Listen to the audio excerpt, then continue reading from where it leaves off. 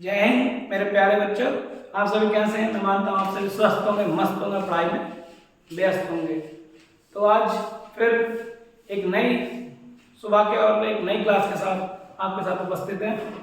तो देखिए आज एक शुभ विचार, हमें मेहनत इतनी करनी है लाइफ में, क्या कितनी मेहनत करनी है अपनी लाइफ में, किसी भी वर्ग में, कि जिस दिन हमारे सिग्नेचर ऑटोग्राफ में बदल जाए।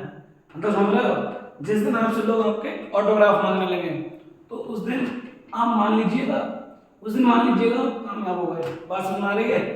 अगर आपके सिग्नेचर, अगर आपके ऑटोग्राफ में बदल जाए, लोग आपसे ऑटोग्राफ मांगने लगे तो समझ लीजिए उस दिन आप क्या हो गए, कामयाब हो गए। तो एक ऐसी बात सचिन तेंदुलकर की है, एक कॉन्फिडेंस की। एक एक प्लेयर होता था ब्रेड हॉग, ठीक है, और सचिन तेंदुलकर, तो उसने सचिन तेंदुलकर को आउट कर दिया, ठीक है, मैच के दौरान। तो वो उनसे क्या लेना आया, ऑटोग्राफ। क्यों लेना आया? क्योंकि एक सचिन तेंदुलकर बहुत महान खिलाड़ी है और उस प्लेयर ने, ऑस्ट्रेलिया का प्लेयर था, उसने उन्हें आउट किया, तो उनसे वो ऑटोग्राफ लेना आया। क्यों? बात समझते हो कि वो बहुत बड़े प्लेयर थे। लेकिन फिर उसके बदले में जो उन्होंने जवाब दिया वो आप मतलब सुन के दंग रहेंगे, कितने कॉन्फिडेंस के साथ और कितने आत्मविश्वास के साथ जो जवाब दिया था। उसने जो उस ऑटोग्राफ में जवाब दिया था वो ये लिखे, मतलब सचिन तेंदुलकर ने जो जवाब दिए थे उनके लिए वो ये लिखा था कि आज के बाद जिंदगी में तुम्हारे ये कभी दिन नहीं आएगा। मतलब वो दोबारा उसे आउट नहीं कर पाएंगे। तो सोचो उस गेम के लिए जिस गेम पे वो आउट हुए तो उस गेम की प्रैक्टिस कितनी की होगी। तो ऐसे ही सब बच्चों आपके लिए भी, आपकी लाइफ में ये सब दिन, अपने दिन को मतलब इतना मजबूत करो या अपने आप को इतना मजबूत करो, अपने जिस भी काम में कर रहे हो इतना मतलब उसको मजबूत कर लो कि कोई आपको उसको तोड़ ना सके, ठीक है। तो इसी इसी मतलब ऊर्जा के साथ और इसी मतलब बात के साथ आज क्लास शुरू की है। और सब लोग आप अपने जो भी मेहनत करते हैं बहुत अच्छे से ईमानदारी से मेहनत करें और अपने मतलब जो भी गोल हैं अपने तय कर रखे हैं आप उनको पूरा करें। तो चलते हैं, आज इसको बिल्कुल दिमाग में ठान लीजिए फिर एक बार। जिस दिन हमारे सिग्नेचर ऑटोग्राफ में बदल जाए उस दिन मान लीजिए आप कामयाब हो जाए। कमेंट में ये बताना ये बात किसने कही थी, ठीक है। तो कमेंट का इंतजार करेंगे, बताइए, जिसका जवाब आएगा उसे मिलेगा बोनस दिवाली का। तो आज हमारा टॉपिक है N+L रूल। क्या है? N+L रूल, जो कि ऑफ प्रिंसिपल का क्या है, ऑफ प्रिंसिपल का एक छोटा कॉन्सेप्ट है। तो हमने बोला था जब ऑफ पढ़ाया था, एक वीडियो से पहले करा दी है, तो हमने बताया था कि ये उस दिन आगे कराएंगे, ठीक है। क्या होता है N+L रूल? ये आपको पता है, 1s 2s 3s 4s 5s 6s 7s, फिर उसके बाद क्या 2p 3p 4p और 5p 6p 7p, उसके बाद 3d 4d 5d 6d 4f 5f, okay, ये होते हैं। तो हमें N+L रूल में दो बातें याद रखनी है। कितनी बातें याद रखनी है? दो, ठीक है। तो एक बार अगर N+L की वैल्यू जिसके लिए ज्यादा आएगी, N की वैल्यू जैसे जिसके लिए ज्यादा आएगी उसमें इलेक्ट्रॉन बाद में भरेंगे और जिसमें कम आएगी N+L रूल उसमें पहले भरेंगे, सही है। जिसकी वैल्यू N+L की वैल्यू जिसमें ज्यादा आती है उसमें इलेक्ट्रॉन बाद में भरेंगे, ठीक है। दूसरा रूल क्या है, अभी एग्जाम्पल बता देंगे। दूसरा रूल क्या है, N+L की वैल्यू अगर समान हो, N+L की वैल्यू अगर दो कोष के लिए समान हो, सही है। N+L इसमें क्या होगा, दोनों कोष के लिए, जैसे ये 2s हो गया 3p हो गया, अगर इन दोनों की वैल्यू जिसकी ज्यादा है उसमें इलेक्ट्रॉन बाद में भरेंगे। और अगर दोनों की वैल्यू इक्वल आती है, N+L की वैल्यू अगर समान आती है तब इलेक्ट्रॉन जिसमें n का मान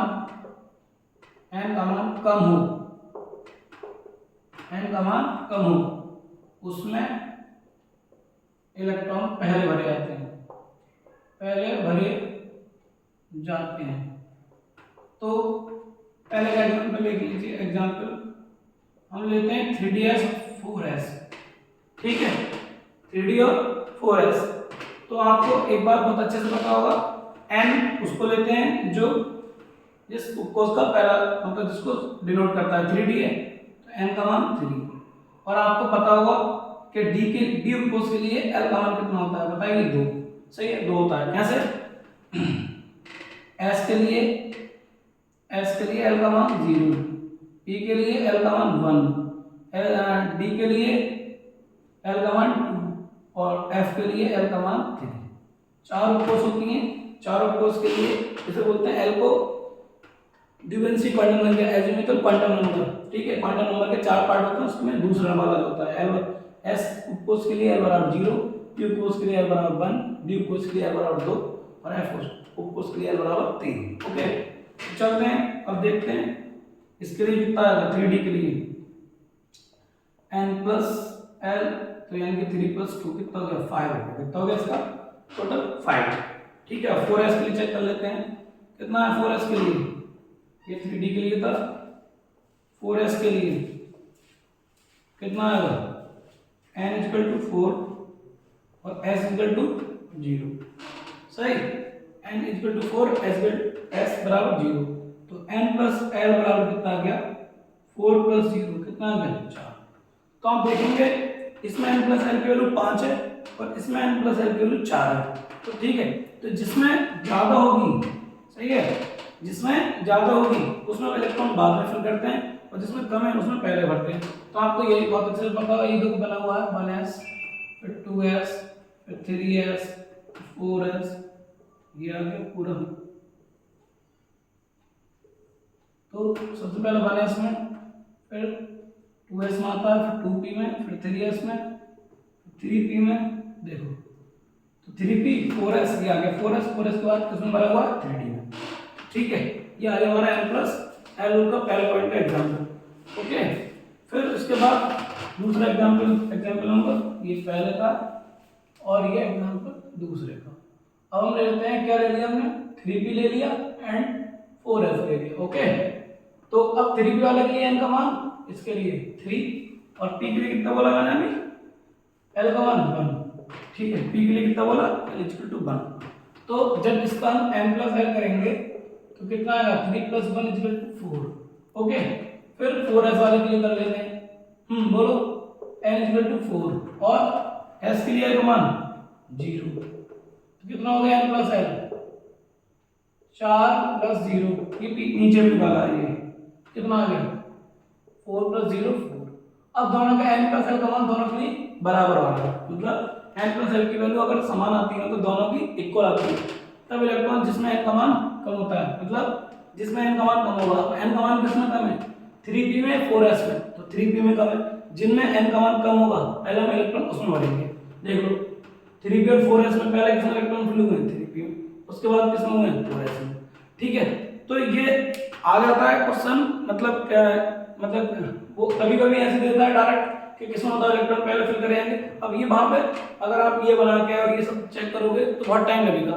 तो हम क्या करते हैं, n प्लस l की वैल्यू चेक कर लेते हैं। जिसके लिए n प्लस l की वैल्यू कम आएगी उसमें पहले इलेक्ट्रॉन भरा जाएगा और जिसमें ज्यादा आएगी उसमें बाद, मतलब जिसमें ज्यादा आएगी उसमें बाद में भरा जाएगा। और जिसमें अगर बराबर आती है तो n का मान चेक करते हैं, अगर n का मान कम तो पहला इलेक्ट्रॉन, अगर n का मान ज्यादा तो दूसरा इलेक्ट्रॉन। ये 2 नियम थे, छोटे से कॉन्सेप्ट था उसके साथ। तो उसमें उस वीडियो में बनाते तो थोड़ी बड़ी आती, तो दूसरी वीडियो बनाई है। तो आज के लिए इतना रहने देते हैं, मिलते हैं फिर अगली क्लास में। लेकिन उस वाली बात का कमेंट जरूर करके बताएंगे कि जो बात मैंने जो शुरुआत में जो लिखी थी लाइन, वो किसकी लाइन है। तो मिलते हैं अगली क्लास में। जय हिंद, थैंक यू।